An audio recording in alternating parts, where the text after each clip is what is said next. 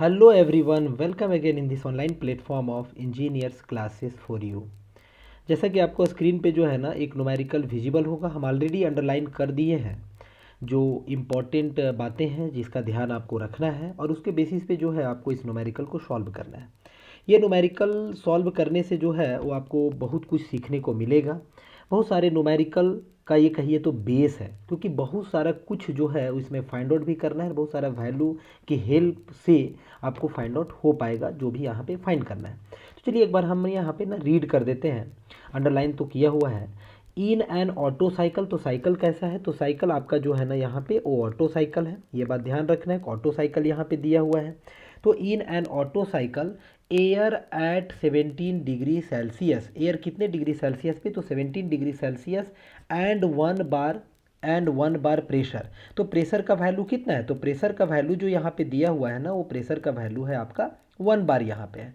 Pressure का जो value है वो गिवन है कि 1 बार प्रेशर का वैल्यू है इस क्वेश्चन के लिए। और कहाँ पे, तो कंप्रेस्ड एडियाबेटिकली, कंप्रेस कैसे किया गया है, तो कंप्रेशन जो है ना वो एडियाबेटिकली किया गया है। उस कंडीशन में जो है वो आपका यानी कि वैल्यू गिवन है। और साथ ही साथ ना अनटिल द प्रेशर इज 15 बार, जब उसको is compressed adiabatically until the pressure is 15 बार। अब उसको कंप्रेस तब तक किया गया है ना जब तक प्रेशर जो है वो 1 से 15 बार नहीं हो गया, यानी कह सकते हैं कि 1 बार जो है वो स्टार्टिंग कंप्रेशन का स्टार्टिंग पॉइंट का प्रेशर है और जो 15 बार है ना वो एंड पॉइंट का प्रेशर का वैल्यू है। तो चलिए सबसे पहले ना पीवी डायग्राम यहाँ पे ड्रॉ कर देते हैं। पीवी डायग्राम की मदद से आपको पॉइंट जो है ना यहाँ पे लिखने में आसानी होगा। तो चलिए यहाँ पे जो है एक पीवी डायग्राम ड्रॉ कर देते हैं। किस साइकिल के लिए पीवी डायग्राम ड्रॉ करेंगे, तो आपको मालूम होना चाहिए कि यहाँ पे जो पीवी डायग्राम आपका ड्रॉ होगा वो ऑब्वियस है कि किस साइकिल के लिए होगा, तो ये ऑटो साइकिल के लिए होगा। कौन सा साइकिल के लिए होगा, तो ये ऑटो साइकिल के लिए पीवी डायग्राम होगा। तो चलिए यहाँ पे एक हम पीवी डायग्राम बना दिए। इस तरीके से कुछ आपका पीवी डायग्राम बनता है। थोड़ा और इसको अच्छा करते हैं, है ना। पीवी डायग्राम जो है वो ये सब आपका कर्व में रहता है। देखिए ये पॉइंट का नाम क्या हो गया, 1 हो गया, ये पॉइंट का नाम 2, ये पॉइंट का नाम 3 और ये पॉइंट का नाम क्या होगा, 4 होगा।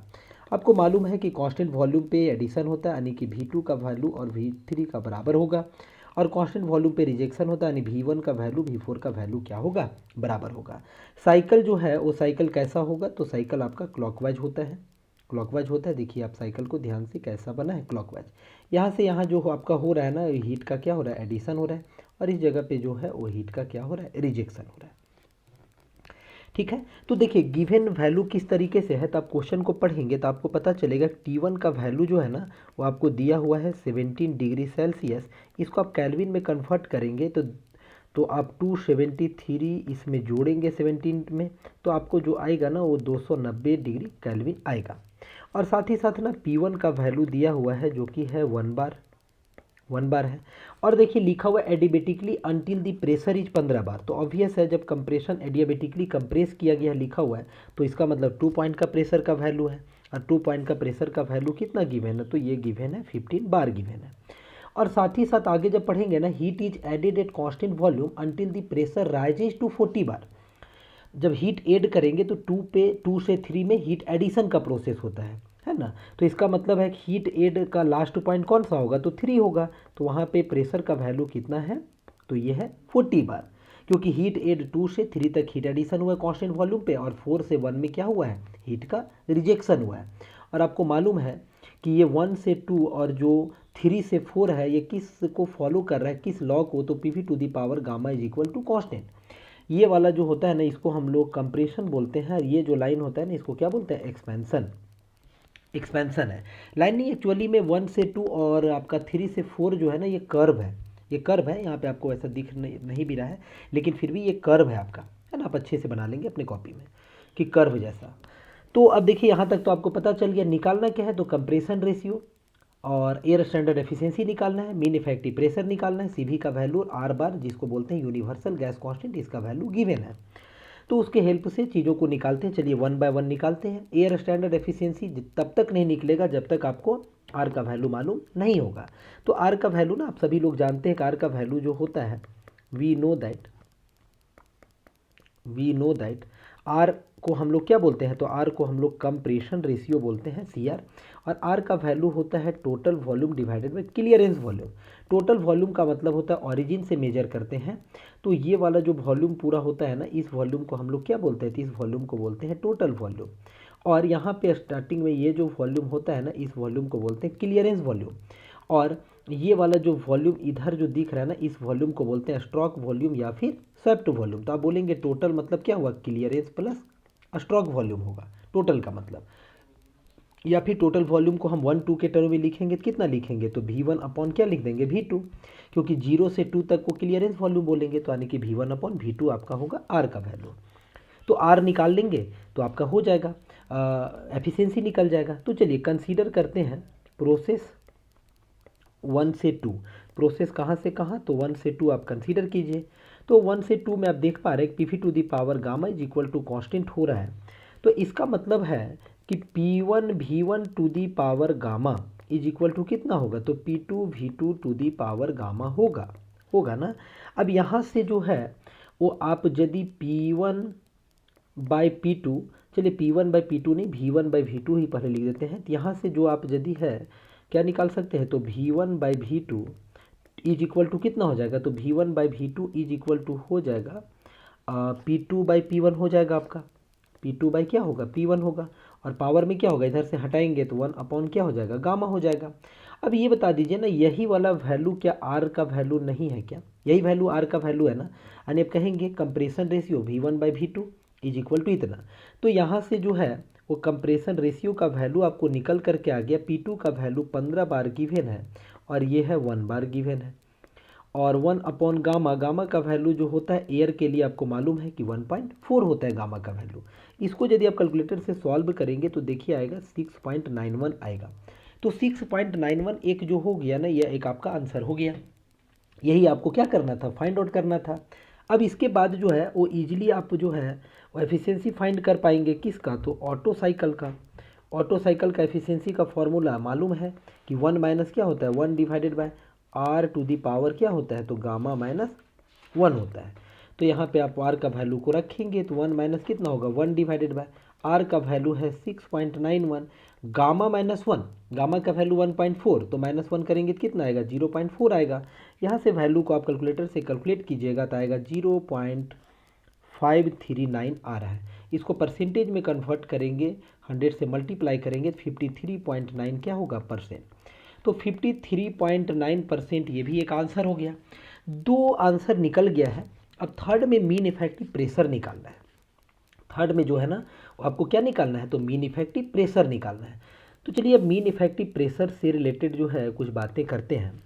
तो मीन इफेक्टिव प्रेशर पहले क्या होता है थोड़ा हम समझते हैं बेसिक से। तो मीन इफेक्टिव प्रेशर जो होता है ना वो होता है वर्क डन, यदि फॉर्मूला तो वर्क डन होता है और डिवाइडेड बाय क्या होता है, स्वैप्ड वॉल्यूम होता है। Work done divided by swapped volume. तो यानी कि आपको जब तक वर्क डन नहीं मालूम होगा, जब तक आपको स्वैप्ड वॉल्यूम नहीं मालूम होगा, तब तक आप मीन इफेक्टिव प्रेशर नहीं निकाल सकते हैं, इसका मतलब। तो अब बातें हुआ कि वर्क डन को कैसे निकाला जाए। तो हमारे पास एफिशिएंसी का वैल्यू हमको नोन है, तो आप कहेंगे, कह सकते हैं we know that efficiency is equal to क्या होता है, तो एफिशिएंसी इज इक्वल टू जो होता है वो होता है work done divided by heat supply होता है या हीट एडिशन होता है। वर्क डन डिवाइडेड बाय क्या होता है, हीट एडिशन होता है। अब यहाँ से देखिए आप वर्क डन तो निकाल लेंगे, लेकिन आपको क्या मालूम होना पड़ेगा, हीट एडिशन मालूम होना पड़ेगा। जब तक हीट एडिशन नहीं मालूम होगा, जब तक हीट एडिशन नहीं मालूम होगा तब तक जो है वो वर्क डन का वैल्यू नहीं निकल पाएगा। तो हीट एडिशन का वैल्यू कैसे फाइंड आउट किया जाए, पहले तो अब यहाँ पे बात ये आ गया ना हीट एडिशन का वैल्यू कैसे फाइंड आउट किया जाए। क्योंकि वर्क डन का वैल्यू निकल जाएगा तो हीट एडिशन को मल्टीप्लाई कर देंगे एफिशिएंसी, तो हमारा वर्क डन निकल जाएगा। यानी कि इस तरह से वर्क डन बराबर कितना हो जाएगा, तो वर्क डन बराबर एफिशिएंसी मल्टीप्लाइड बाय कितना होगा, तो हीट एडिशन होगा। तो इस फॉर्मूला से तो निकल जाएगा, लेकिन हमको हीट एडिशन ही मालूम नहीं है। तो चलिए अब स्टार्ट करते हैं हीट एडिशन निकालने का। हीट एडिशन जो है ये वाला वैल्यू वो कैसे निकाला जाए। तो हीट एडिशन जो है ना, इसमें आप देख सकते हैं कि हीट एडिशन कैसे हुआ है। तो हीट एडिशन जो है ना वो कांस्टेंट वॉल्यूम पे हुआ है। हीट एडिशन ऑटो साइकिल में कैसे होता है, तो कांस्टेंट वॉल्यूम पे। तो आप लिखेंगे नौ नौ आप लिख सकते हैं, जब कांस्टेंट वॉल्यूम पे होगा हीट एडिशन का जो प्रोसेस है ना वो कैसे हुआ है, तो वॉल्यूम बराबर कांस्टेंट पे हुआ है। और कहाँ से कहाँ हुआ है, तो हम डायग्राम में दिखाए हैं इसको 2 से 3। तो इसका मीनिंग हुआ ना कि हीट एडिशन बराबर इसको आप क्यू ए भी लिख सकते हैं। तो हीट एडिशन बराबर कितना हो जाएगा, तो हीट एडिशन बराबर हो जाएगा एम सी भी डी टी हो जाएगा। और एम सी भी डी टी, अब इसको आप ऐसे भी लिख सकते हैं, यदि हम क्यू का हीट एडिशन का वैल्यू को जो है वो किस में लिखें, किलो जूल पर किलोग्राम में, तो ऑब्वियस है हीट एडिशन मास से इधर डिवाइड हो जाएगा, तो कितना हो जाएगा सी भी डी टी हो जाएगा। अब सी भी डी टी जब होगा तो सी भी का तो वैल्यू मालूम है, डी टी का मतलब टेम्परेचर चेंज। हीट एडिशन 2 से 3 में हुआ है, आपको मालूम होना चाहिए 3 पॉइंट का टेम्परेचर ज़्यादा होगा 2 का कम होगा, तो यानी कि 3 माइनस क्या होगा 2 होगा। कैसे पता चल रहा है, तो चलिए एक हम ना टी एस डायग्राम यहाँ पे आपको हम बना करके दिखा देते हैं। टी एस डायग्राम, तो टी एस डायग्राम कैसा होता है, तो टी एस डायग्राम कुछ जो है ना वो इस तरीके से आपका होता है, किसका, तो ऑटो साइकिल का 1 2 3 4 है ना। ये सब का ऑलरेडी लेक्चर जो है कवर अप हो चुका है। यहाँ से यहाँ जी ये वाला जो वैल्यू होता है ये हीट एडिशन होता है, ये वाला जो वैल्यू होता है वो क्या होता है, हीट का रिजेक्शन का वैल्यू होता है। और 1 से 2 में इंट्रॉपी कांस्टेंट होता है, 3 से 4 में भी इंट्रॉपी का वैल्यू कांस्टेंट होता है। तो ज़रा देखिए 2 से 3 में हीट एडिशन हुआ है तो ज़्यादा टेम्परेचर 3 का है, ग्राफ में आप देख सकते हैं कम टेम्परेचर 2 का है, तो हायर माइनस लोअर यानी 3 माइनस 2। अब यहाँ पे जो मेन प्रॉब्लम आया ना डियर, मेन प्रॉब्लम वो देखिए यहाँ से हम क्या है कि T3 भी हमको मालूम नहीं है, T2 भी मालूम नहीं है, ये दोनों मालूम नहीं है, C भी तो मालूम है। तो अब जो है ना T3 और T2 निकालना है। अब क्या करना है, T3 और T2 निकालना है। एक चीज़ और भी समझिए, तो स्वैप्ट वॉल्यूम जो होता है ना, स्वैप्ट वॉल्यूम क्या होता है, तो टीडीसी से बीडीसी यानी कि जो डेड सेंटर्स होते हैं, डेड सेंटर के बीच का वॉल्यूम, या फिर जितना में पिस्टन जो है ना मूव करता है सिलेंडर के अंदर, तो वहीं तक का वॉल्यूम को हम लोग स्वैप्ट वॉल्यूम बोलते हैं या फिर स्ट्रोक वॉल्यूम बोलते हैं। तो स्वैप्ट वॉल्यूम का जो वैल्यू होगा ना वो कितना होगा, तो स्वैप्ट वॉल्यूम का वैल्यू होगा टोटल वॉल्यूम को क्लियरेंस से घटाना पड़ेगा, यानी टोटल वॉल्यूम को V1 बोलते हैं और क्लियरेंस क्या है V2 है, तो यानी V1 माइनस V2 को हम लोग जो बोलेंगे वो क्या बोलेंगे, स्वैप्ट वॉल्यूम। तो खैर V1 माइनस V2 का हमको रिक्वायरमेंट होगा आगे चल करके। तो चलिए देखते हैं, पहले तो हम वर्क डन निकाल लें। तो अब हीट एडिशन के लिए T3 और T4 का हमको ज़रूरत पड़ गया, तो T3 और T4 कैसे निकाला जाए, सॉरी T2 और T3। अब क्या करेंगे, तो देखिए T3 और T2 क्या करेंगे, यहाँ से फाइंड आउट करेंगे। T3 एंड T2 को हमको क्या करना है, पहले फाइंड आउट करना है ये दोनों वैल्यू को। तो ये वैल्यू फाइंड आउट करने के लिए यदि आप कंसीडर 1 से 2 प्रोसेस करेंगे, कंसीडरिंग कहाँ से कहाँ, तो आप कहेंगे सर 1 से 2, और 1 से 2 P V to the power gamma is equal to constant. अब देख पा रहे हैं, तो 1 से 2 जब आप कंसीडर करेंगे ना 1 से 2 के टाइम में, तो यहाँ पे आप एक तो दो तरीके से आप निकाल सकते हैं। एक तरीका तो आपका ये वाला हो जाएगा कि आइडियल गैस का इक्वेशन यहाँ यूज कर सकते हैं, जो कि क्या होता है P V is equal to क्या होता है एम आर टी होता है। एम आर आर जो होता है ना ये क्या होता है, कांस्टेंट होता है। एम आर आर जो होता है कांस्टेंट होता है। इसका मीनिंग हो गया कि पी वी बाई टी जो होगा ना वो क्या होगा, कांस्टेंट होगा। इसका मतलब है 1 से 2 में यदि हम अप्लाई करेंगे तो P1 V1 divided by T1 बराबर कितना होगा, तो P2 V2 डिवाइडेड बाई कितना होगा, T2 होगा। यहाँ से जो है वो आप इजीली T2 का वैल्यू निकाल सकते हैं, कैसे, तो P2 बाई P1 है ना, P2 by P1 multiplied by कितना करेंगे, तो V2 बाई V1 हो जाएगा, इंटू क्या हो जाएगा T1। अब इस इक्वेशन से T2 निकालेंगे तो ऑब्वियस ऐसे होगा, ब्रैकेट में इसलिए रखें आपको पता चल जाएगा क्यों रखें। तो P2 का वैल्यू तो आपको मालूम है कि 15 बार दिया हुआ है, और P1 का वैल्यू कितना है, तो 1 बार है। V2 बाई V1 आपको जान करके R बराबर आपको मालूम है कि V1 बाई कितना है, V2 है, और इसका जो वैल्यू है ना निकाल चुके हैं 6.91, ये हम निकाल चुके हैं ऑलरेडी। लेकिन यहाँ पे रिवर्स है, V2 बाई V1 है, यानी कि इसका मतलब 1 डिवाइडेड बाई 6.91 होगा, और T1 का वैल्यू हम आपको बताए हैं 290 डिग्री केल्विन है।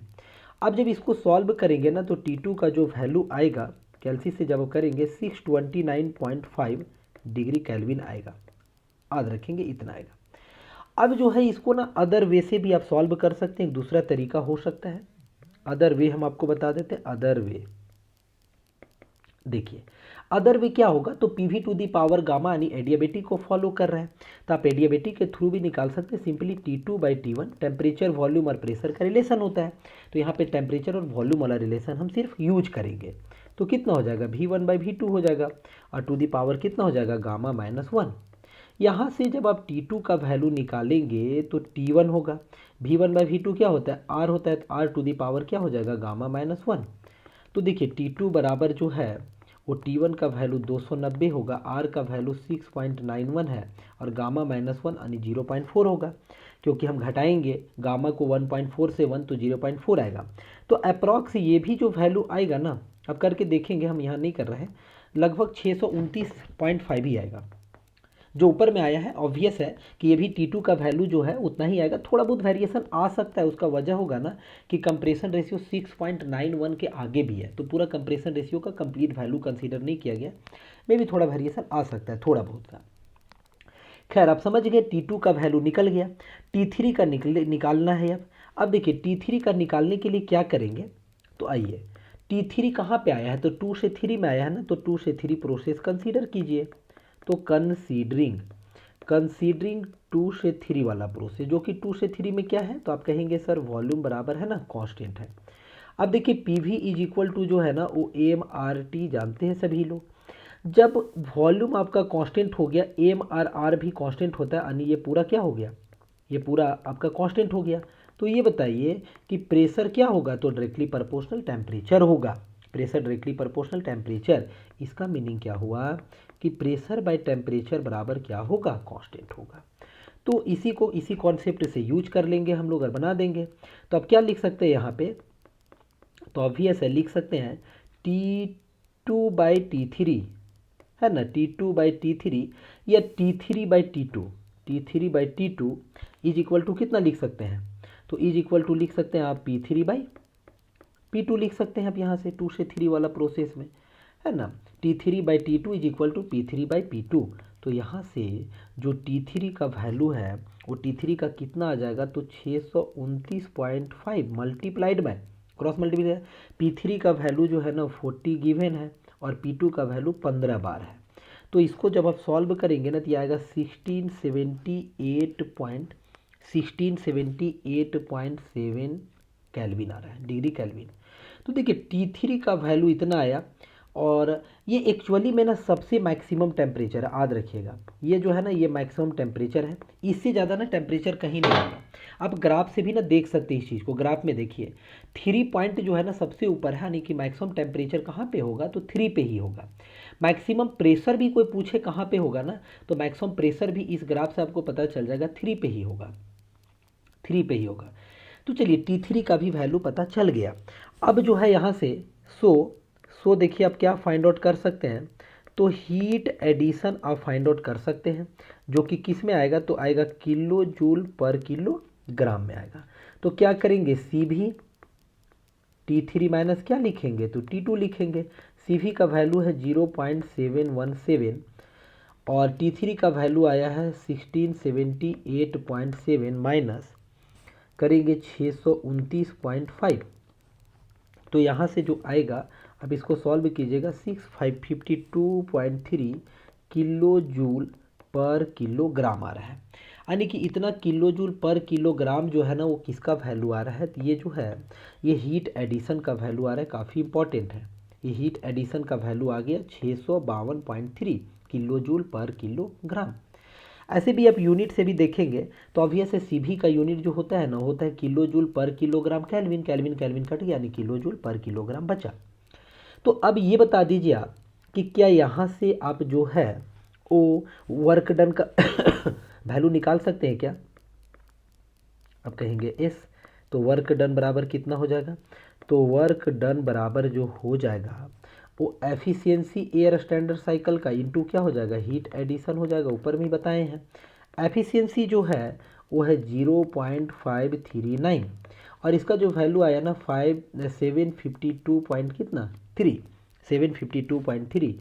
इसको आप कैलसी में रखेंगे तो ये आएगा 405.5 यूनिट क्या होगा, तो किलो जूल पर किलो ग्राम होगा। किलो जूल पर किलो क्या होगा, ग्राम होगा। एफिशिएंसी का कोई यूनिट नहीं होता, यानी 405.5 किलो जूल पर किलोग्राम। ये वर्क डन का वैल्यू पता चला डियर अभी। अब इसके बाद जो है ना आपको स्वैप्ट वॉल्यूम निकालना पड़ेगा। जब तक स्वैप्ट वॉल्यूम नहीं निकलेगा तब तक आप जो है वो मीन इफेक्टिव प्रेशर नहीं निकाल सकते हैं। एकदम स्टेप बाय स्टेप चीज़ों को समझते जाइए। तो अगला काम क्या होगा, तो अगला काम हम यहाँ पे करेंगे, स्वैप्ट वॉल्यूम निकालना है, यानी कि V1 माइनस V2 का वैल्यू निकालना है। गिवन डेटा के हेल्प से V1 यदि निकल जाए तो V2 और दोनों निकल जाए तो हो जाएगा। तो चलिए गिवन डेटा के हेल्प से आप निकालेंगे ना, तो वी नो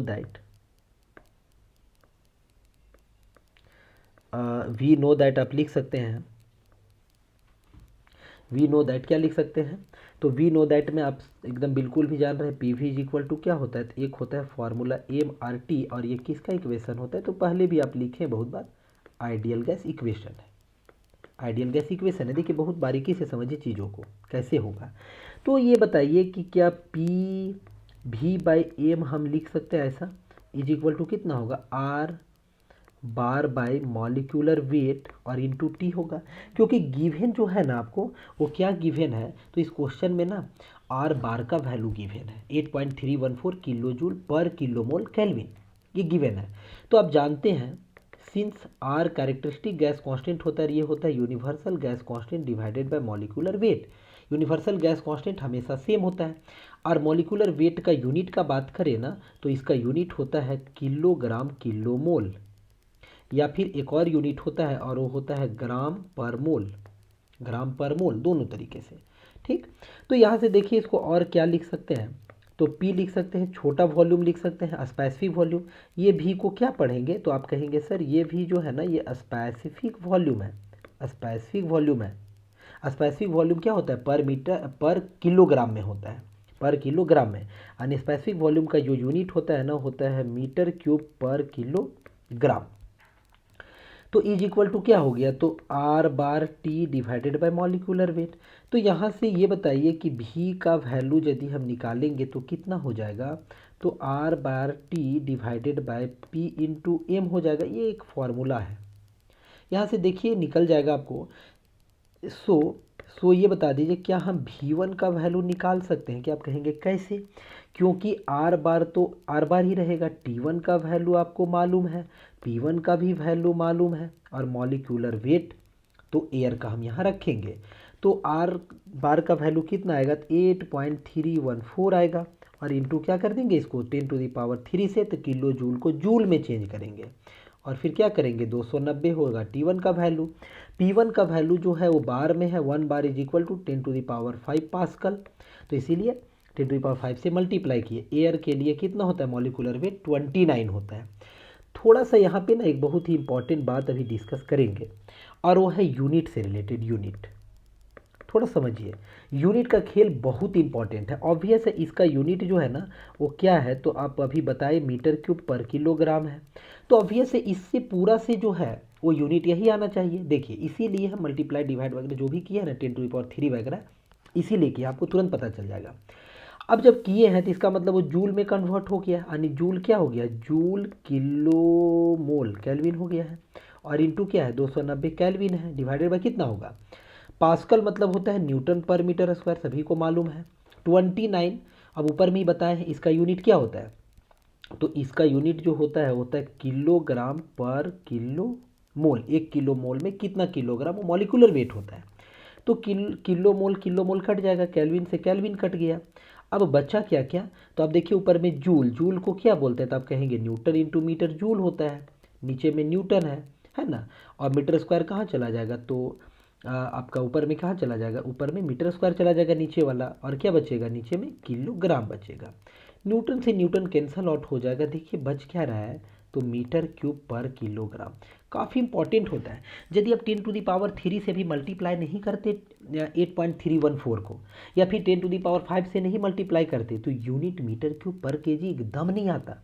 तो यूनिट का मतलब समझेंगे, प्रॉपर यूनिट के साथ चीज़ों को करना है, प्रॉपर यूनिट के साथ चीज़ों को करना है, तभी जा कर के आपका आंसर आएगा और फिर क्या होगा, सही होगा। तो देखिए यहाँ तक तो आपको क्लियरली समझ में आ रहा है।